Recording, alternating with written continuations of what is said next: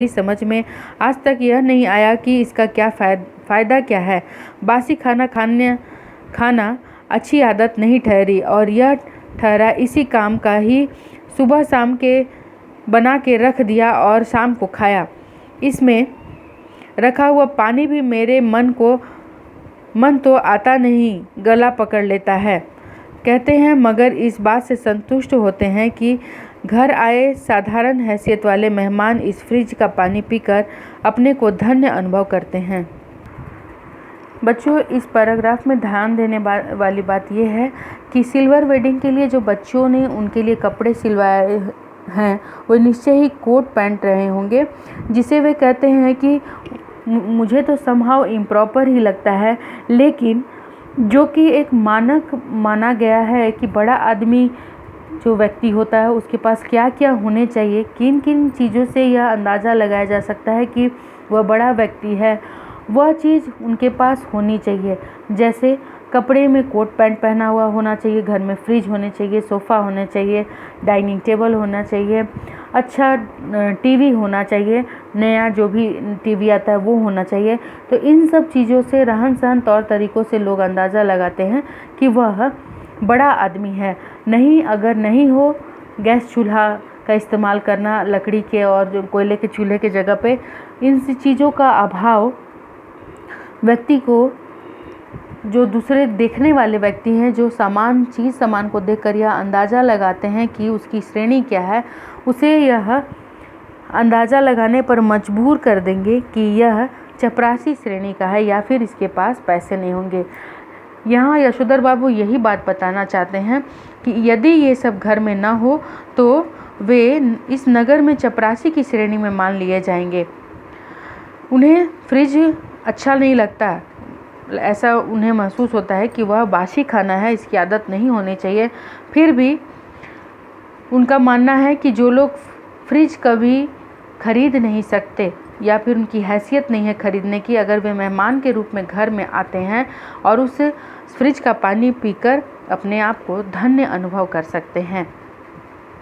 अपनी silver wedding की यह भव्य पार्टी भी यशोधर बाबू को समहाउ इम्प्रॉपर ही लगी, तथापि उन्हें इस बात से संतोष था कि जिस अनाथ यशोधर के जन्मदिन पर कभी लड्डू नहीं खाए, जिसने अपना विवाह भी कोऑपरेटिव से 2-4 हज़ार कर्जा निकाल कर किया, बगैर किसी खास धूमधाम के, उसके विवाह की 25वीं वर्षगांठ पर केक, 4 तरह की मिठाई, 4 तरह की नमकीन, फल, कोल्ड ड्रिंक्स, चाय, सब कुछ मौजूद है।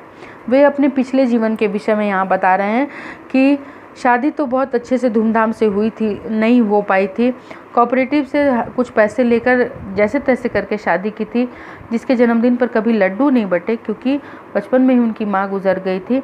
ऐसे यशोधर बाबू के 25वीं शादी की सालगिरह पर केक है, 4 तरह की मिठाइयाँ हैं, नमकीन है।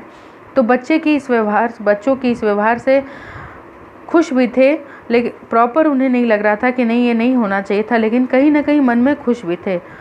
असल में यह द्वंद्व है उनके मन का। उन्हें आजकल के तौर तरीके अच्छे नहीं लगते हैं, लेकिन जब बच्चे ये सब करते हैं तो वे खुश भी होते हैं। गिरीश बोला, मुझे आज सुबह बैठे बैठे याद आया कि आपकी शादी 6 फरवरी सन 47 को हुई थी और इस हिसाब से आज उसे 25 साल पूरे हो गए हैं। मैंने आपके दफ्तर फ़ोन किया, लेकिन शायद आपका फ़ोन ख़राब था। तब मैंने भूषण को फ़ोन किया। भूषण ने कहा शाम को आ जाइए, पार्टी करते हैं। मैं अपने बॉस को भी बुला लूँगा इसी बहाने। गिरीश यशोधर बाबू की पत्नी का चचेरा भाई है, बड़ी कंपनी में मार्केटिंग मैनेजर है और उसकी सहायता से ही यशोधर बाबू के बेटे को अपना वह संपन्न साला समहाउ भयंकर ओछाट यानी ओछेपन का धनी मालूम होता है। उन्हें लगता है कि इसी ने भूषण को बिगाड़ दिया है। कभी कहते हैं ऐसा तो पत्नी बरस पड़ती है, जिंदगी बना दी तुम्हारे 2nd क्लास BA बेटे की, कहते हो बिगाड़ दिया। गिरीश जो है यशोधर बाबू की पत्नी का चचेरा भाई है। इस रिश्ते से वह भूषण का मामा हुआ। तो यशोधर बाबू को ऐसा लगता है कि इसकी संगत में, गिरीश की संगत में रहकर उनका बेटा जो है वह खराब हो गया है। लेकिन ऐसा बोलने पर, क्योंकि आप अपनी पत्नी के भाई के बारे में कुछ नहीं बोल सकते, ऐसा होता है परिवार में, तो अगर ऐसा कुछ बोला जाता था तो यशोधर बाबू बोलते थे तो पत्नी गुस्सा हो जाती थी कि तुम्हारे बीए सेकंड क्लास से पास किया, तुम्हारे बेटे की ज़िंदगी संवार दी है उसने। भूषण ने अपने मित्रों सहयोगियों का यशोधर बाबू से परिचय कराना शुरू किया। उनकी many happy returns of the day का थैंक यू कहकर जवाब देते हुए जिन लोगों का नाम पहले बता दिया गया हो, उसी ओर Y D. Pant home minister Bhushan father कहकर स्वयं हाथ बढ़ाते हुए यशोधर बाबू ने हरचंद यह जताने की कोशिश की कि भले ही वह संस्कारिक कुमाऊनी हैं, तथापि विलायती रीति रिवाज से भी भली भांति परिचित हैं। किशनदास कहा करते थे कि आना सब कुछ चाहिए, सीखना हर एक की बात ठहरी, लेकिन अपनी छोड़नी नहीं हुई। टाई सूट पहनना आना चाहिए, लेकिन धोती कुर्ता अपनी पोशाक है, यह नहीं भूलना चाहिए। यहाँ पर यशोधर बाबू का जो व्यवहार था वह विलायतियों जैसा था।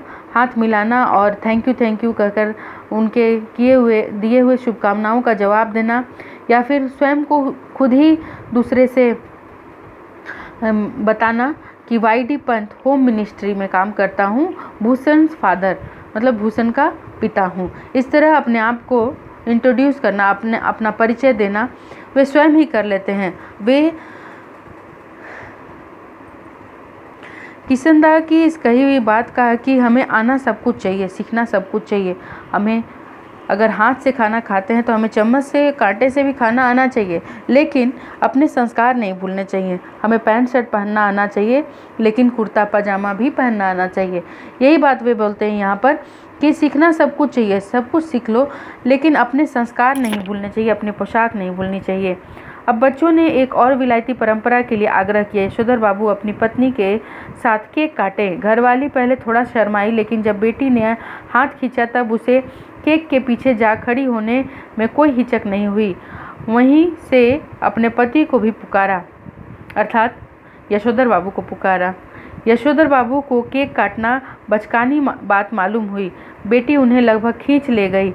यशोधर बाबू ने कहा, somehow I don't like all this, लेकिन एनीवे उन्होंने केक काट ही दिया। गिरीश ने अपनी यह अनमनी किंतु संतुष्ट छवि कैमरे में कैद कर ली। अब पति पत्नी से कहा गया कि वे केक से मुंह मीठा करें एक दूसरे का। पत्नी ने खा लिया, मगर यशोधर बाबू ने इनकार कर दिया। उनका कहना था, मैं केक खाता नहीं, इसमें अंडा पड़ा होता है।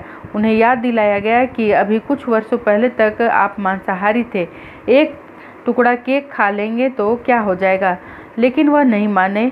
तब उनसे अनुरोध किया गया कि लड्डू ही खा लें।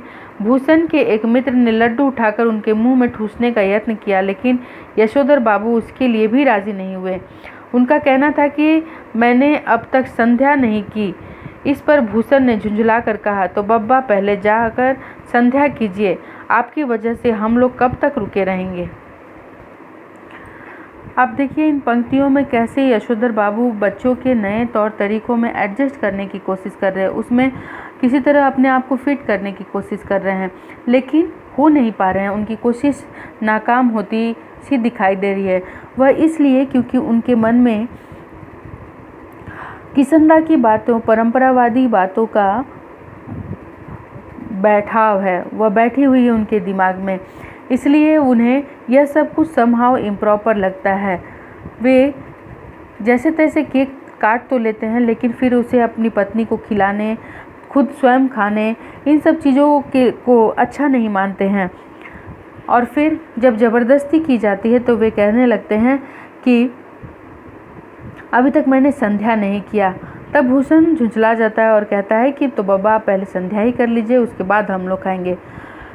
आप पिछले वीडियो में, चाहे पिछली कक्षाओं में हमने पढ़ा था कि उन्हें इतना भक्ति भावना में इतनी श्रद्धा नहीं थी, बहुत खुशी से या फिर बहुत दिल लगाकर वे इस सब को नहीं करते थे। क्योंकि किशनदा ने कहा था, इसलिए वे इसमें इस तरफ अपना ध्यान केंद्रित करना चाह रहे थे कि थोड़ी भगवत भजन भी कर ली जाए। नहीं नहीं, आप सब लोग खाइए, यशोधर बाबू ने बच्चों दोस्तों से कहा। Please go ahead, no formalities. उन्होंने कहा कि नहीं नहीं, भगवत भजन करने के लिए आप लोग मत रुकिए, आप लोग खाइए खाइए। जैसे हम लोग जनरली फॉर्मेलिटी के लिए कहते हैं कि नहीं, फॉर्मेलिटी करने की ज़रूरत नहीं है आपको, इस तरह मेरे लिए रुकने की ज़रूरत नहीं है, आप बिल्कुल खा सकते हैं।